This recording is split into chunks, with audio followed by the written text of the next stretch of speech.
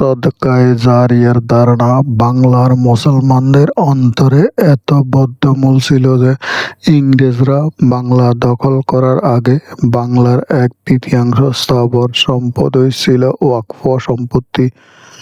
এই ওয়াকফ সম্পত্তি দিয়ে মুসলমানদের শিক্ষা ব্যবস্থা, এতিমখানা, মুসাফিরখানা ও সেবামূলক কাজ পরিচালিত হতো। ইংরেজরা বাংলা দখল করে প্রথমে এই বিশাল ওয়াকফ সম্পত্তি গ্রাস করে, ফলে মুসলমানদের পুরো শিক্ষা ব্যবস্থা ভেঙে পড়ে। 7টি কাজের নেকি একজন মানুষ তার মৃত্যুর পরও পেতে থাকবে: 1. জ্ঞানাগার অর্থাৎ বই ও শিক্ষা প্রতিষ্ঠান, 2. খাল খনন, 3. পানি সরবরাহের ব্যবস্থা, 4. বৃক্ষরোপণ, 5. মসজিদ নির্মাণ, 6. কোরআনের কপি বিতরণ, 7. নেক সন্তান যে তার জন্য দোয়া করবে। আনাস ইবনে মালিক রাদিয়াল্লাহু। আসসালামু আলাইকুম ওয়া রাহমাতুল্লাহ।